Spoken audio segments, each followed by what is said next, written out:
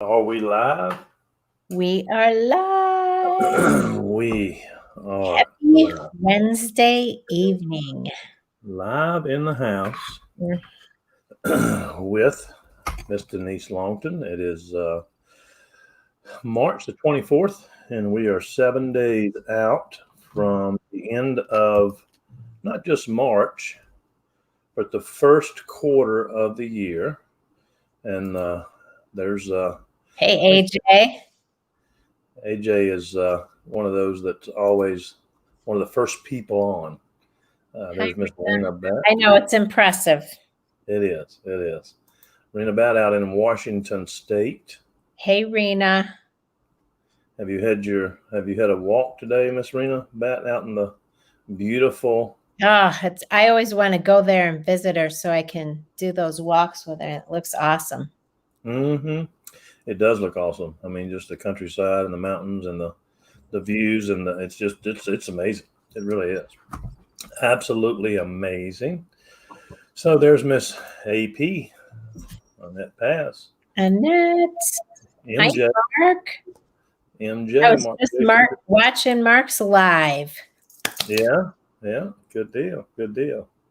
No, she did something more exciting. She went to the dentist. Oh. Hope you took your CBD first.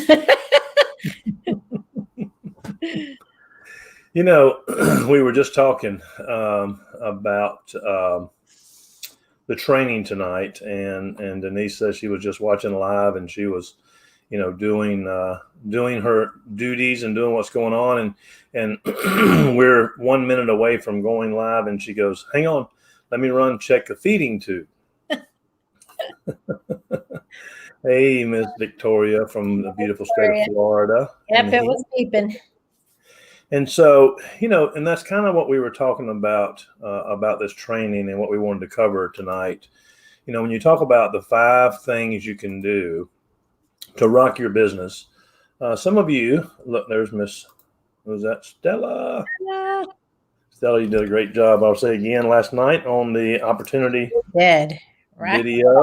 video. Always, it's always an honor. And Denise, I know you feel this with Debbie just as much as I do. It's always an honor and just a blessing to be able to see our leaders. Hi, Kelly. Yeah, you were talking to her earlier, right? I was. Hi, She's Betty. up in Adirondack Mountains. Nice. Yeah, that's nice. That's beautiful. Hey, Laura. That's beautiful. Yeah. And so we were talking earlier today about the prospectors, those who went west, with the gold rush. And when the gold rush happened, we were talking about what caused the gold rush. Denise and I were discussing this earlier tonight when we were talking about our training. And Denise, you're not frozen. No, you're not frozen. I thought for a minute you were frozen. Hey, you never know. And so, the gold rush, what actually started the gold rush? And it was what? What started the well, the testimonials, like the promise of the goodness. Yeah. People talk about it, the testimonial of it. Right. I mean, did you hear that? Denise went out west, her and Mark, and they discovered gold, and now they're rich. Did you hear that the Simpson family, went and they were in Kansas and they discovered gold, or they were in Texas, or they were in Arizona, or in Utah, or in the mountains of Nevada, and they discovered gold, and now they're rich. They've just changed their lives forever. And so, the stories are what started the gold rush. People say, well, because they discovered gold. No, they could have kept it a secret. I'm sure some of them wish they would have.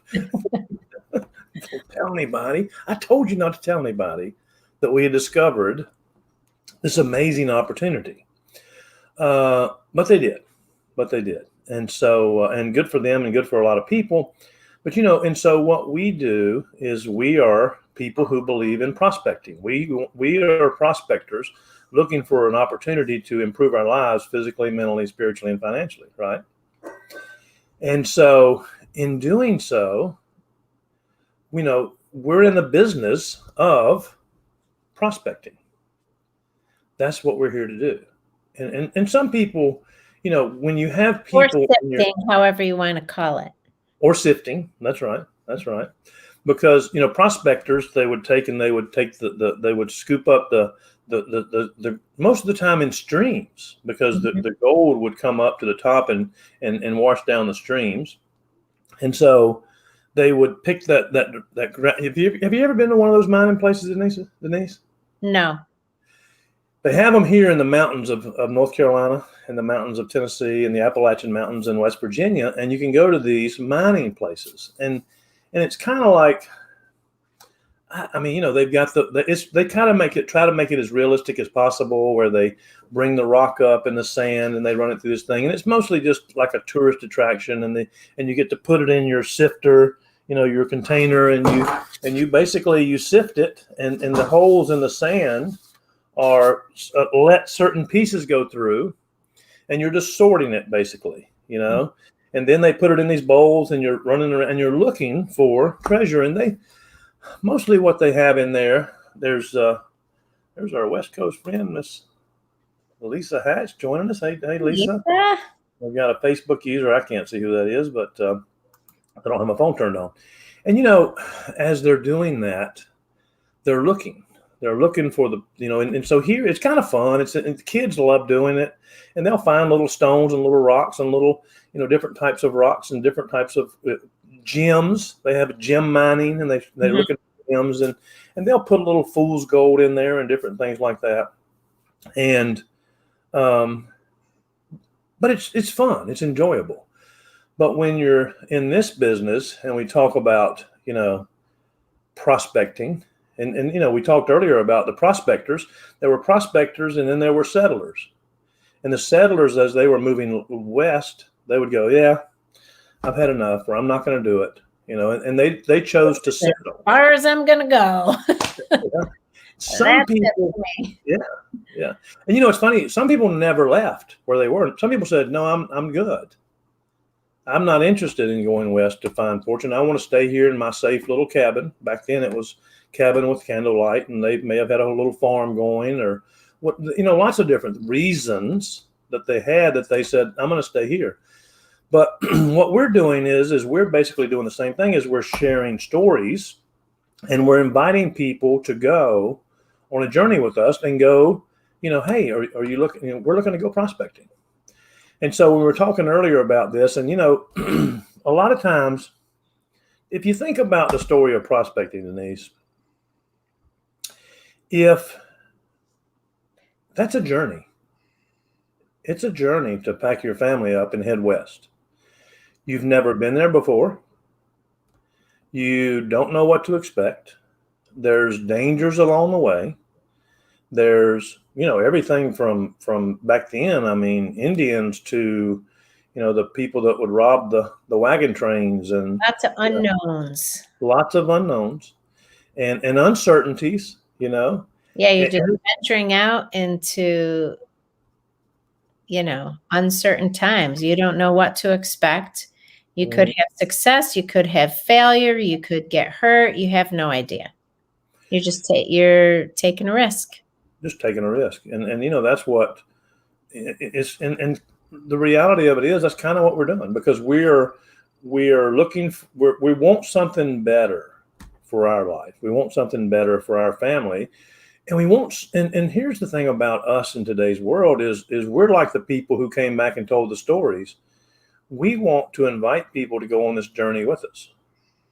We want to say, "Hey, go with us," and we can find gold together. The more of us that can go together and spread out, we can find gold together.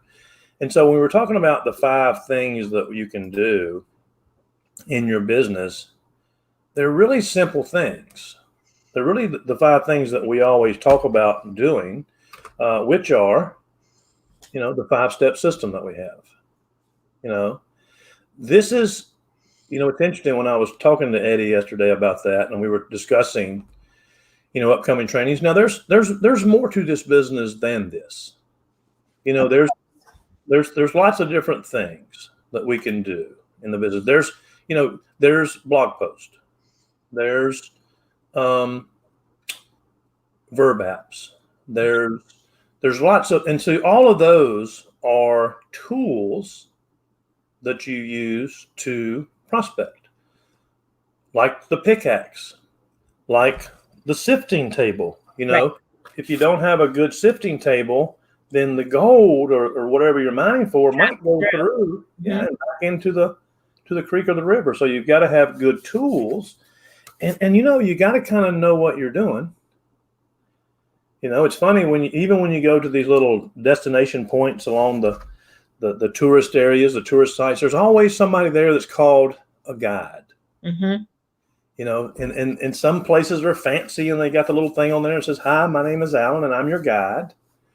Some places just have an old guy come out of the back up in the hills of West Virginia with a corncob pipe and a hat on and bib overalls, and he goes, "All right, now y'all pick up your strain, y'all pick up your screens there." But he's basically the guide, right, that's saying, "This is how you do it. This is what I want you to do." And it's pretty simple stuff. You take a scooper and you scoop it up and you put it in there and you just sift it and sort it. Sift it and sort it, because some of it's good, some of it's not, some of it's, and most of the time. It's basically what we do with, our what I'm going to call prospects, for lack of a better term, but you're going out there to share the goodness, right? And you really don't know what you're going to find. But luckily, the risk for this is there's really not a risk. I mean, really, it's no risk. But it's an emotional risk, because you might hear the word no, which is okay, because it just kind of flexes that muscle a little so that you can just let that go. But you're going out there into the unknown without knowing what answers you're going to get, and you're sharing the goodness with people, and you're going to sort those people. Mm-hmm. There will be people who are really excited about it. There are going to be people that maybe need more information. There are going to be people that they're not quite there yet. And then there are going to be people that are absolutely no way. And I think that's a great point to make, because here's the deal: is whatever decision they make has absolutely nothing to do with you. Yes. It's nothing to do with you. And when we can finally get over that feeling and that frustration or that concern or that, because listen, some people, just like back in the days when they were going west, some people go, "I'm good. Mm-hmm. No, we're staying here. We're comfortable where we are. We're okay." Some people might have said, "You're nuts. Have you lost your mind?" I mean, think about that. Plenty of people have said that to me. Yeah. I got in my little wagon anyway, and I ventured out. And here's one of the things that gets me, and I'm not a big TV watcher, and so usually what I watch is kind of framed. But people decide to rob banks, and I think, how did you come up with that decision? I mean, I don't know. They don't ever get away with it. I'm like, that was not a smart decision. Why don't you do this over here? It's much easier. But see, if somebody says to you, "Hey, you want to go rob a bank?" I'm like, "No, I'm not going. No, thanks. I'm good." But they'll find somebody to say, "Yeah, I'm in. I'll go." And so with us, whether that person decides to say, "I'd like to try the product and be a customer. I'd like to hear more about that."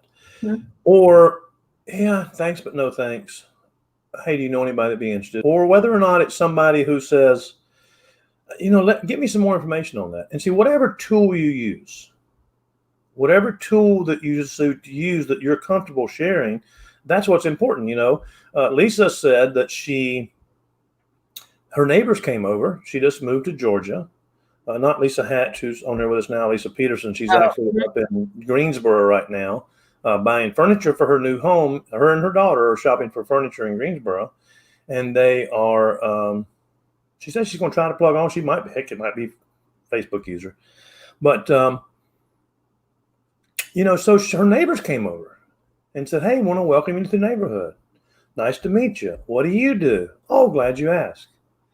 And what she told them was, and she told them that, hey, we work with a company and we have products and we have CBD that's amazing for sleep. And golly, with moving across the country and all that's been going on, sleep's been tough, and man, it's really helped me. And they said, well, we want to try it. Well, see, that sample program, she sent them home with a sample to try before they went to sleep. Here, try this before you go to sleep.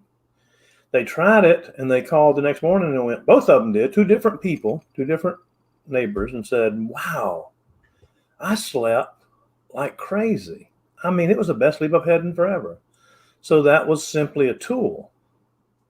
But the key is this, is had she not done the invite process?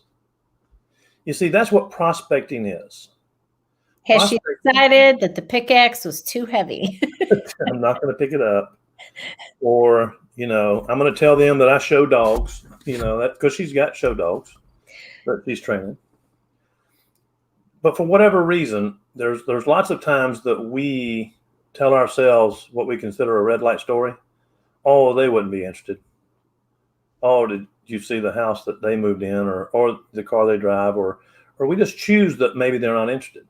Well, we just have to have a multi-level sifter, right? Because you're going to sift like a big amount, right? And you're going to have bigger holes in the sifter, right? And it lets the bigger stuff, or it keeps the bigger stuff on the top, right? So if there's a big chunk of gold there, you're going to find that there.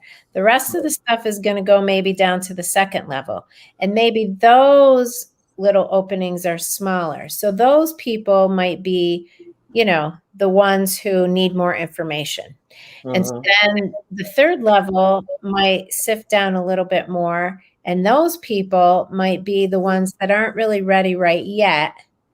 But still, you're going to still have people going. You're going to still go through that afterward. You're not going to throw them away just because there wasn't a big chunk in there. Right. So you're going to take all those people and then you're going to share with them what you have. Yeah. And it's simply pointing them to a tool. The sifting process is the part where you're saying, hey, Denise, I've got an opportunity that may or may not be for you. But I'm excited about it. We're packing up the wagon. We're headed west. I'm excited about it. The family, mules, cows. We're going to bring a cow with us, and we're going to eat out of tin cans, camp by the fire at night, watch the stars. If it rains, we're going to get wet. Would you be interested in coming? No, see, we don't even have to say all that. We just have to say, hey, would you be interested in taking a look at an opportunity that I have run across that I'm excited about? You may not be excited about. You may not be interested. But if you are, I'd like for you to take a look, and then we can go from there. I'll send you some information. If you're interested in taking a look, I'll send you something to look at. And that's that's the sorting. And then the people fall through that are like, no, thanks, I'm not interested, or no, I don't know. But see, there's a lot of people that stay up there. And then that's where you said, Denise, you just point them to a tool. Here's a tool to look at. Send them to a video in your Verb app. Right. And then you can follow up. And that's where the next sifting process comes into play. You change screens or different, or you're sifting still and you're going, hey, tell me what you saw that you liked. And so you're basically sifting again. And see, then you're going to enroll them to get started, and you're going to enroll them as a customer, as a VBO, as an Advantage BBO. Or they might say, I'm not sure. And so I had somebody the other day that said, yeah, I'm just not sure if I want to do this. And you know what they said? They said, well, let's go ahead and get you set up and get your own website set up. So that, and then you can get your own website. We'll set it. Doesn't cost you anything. And then if you decide, looking at your website, that you want to order some product, you'll have your own website. You can just go to your website and order product. And they were like, okay, I'll do that. Yeah. And see, there's something about that they were like, heck, what the heck? And so that they've already enrolled 2 people because they So, were like, some people have never owned their own website, right. and they were kind of excited about it.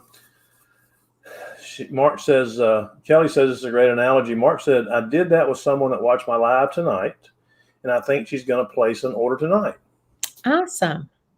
See? So, yeah. And Simple. see, the live was simply the tool, and he invited somebody to watch his live. They take a look, watch the tool. In this case, it was a live video. And hey, I think they're going to place an order tonight. Isn't that awesome? Yeah, that's fabulous. Yeah. And that's where the enroll process comes in. And then basically those people who want to do, and this is where it gets a little tricky, I think, is then comes the training part. And what the biggest mistake people make in this industry is they overtrain. They don't keep it simple. They overtrain. Yeah. And so they make their prospects confused. Like, now what do I do? Very confusing. It can be. Can be. But see, if you say to them, because see, some people want to know, feel like, and a lot of that depends on what we did when we prospected them, when we shared with them, when we talked to them. Did we over talk? Did we act like we were experts on whole food plant-based nutrition? Or did we act like we were experts on zeolite? Did we act like we were experts on CBD? If we did, then they feel like, well, I got to do that too. And it's easy to overtalk. Sometimes you got to rein it in because you're so excited and you have so much knowledge to share and you so want to help people. Yeah. You tend to just get it all out there. But the truth is that can be very overwhelming. And then overwhelm leads to nothing. Overwhelm leads to deer in the headlights and you're just standing there like, okay, you're frozen. You can't really do anything. So keeping it simple, big. Yeah, that's the key. And here's the deal: is I've heard this numerous times. I'm sure you have too, Denise. And listen, you're looking at 2 people. We're talkers. We enjoy talking. I mean, if you hadn't met, we talk.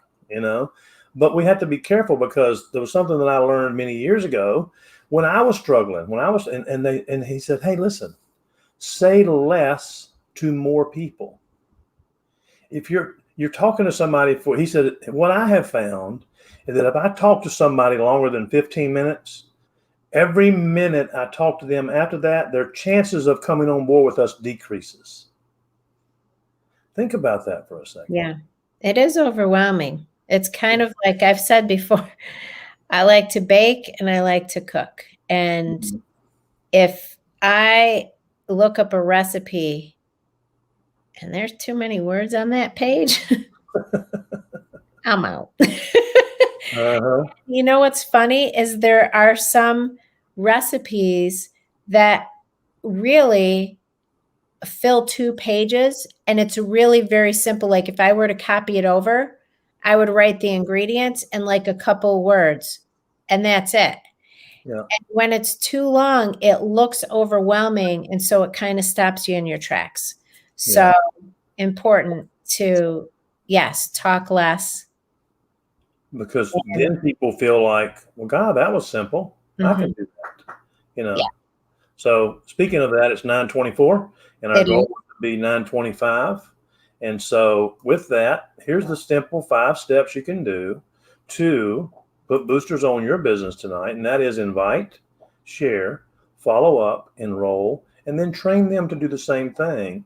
Say less to more people and you'll have more success. And then just do it again and again and again. Rinse and repeat. Regardless, if everything went through the sifter and there's nothing there, that's okay. Just keep going. Exactly. All right, gang, we appreciate everybody tuning in tonight. Take those simple tools and let's go out and let's be prospectors and let's look for that gold. Have a great night. Great night.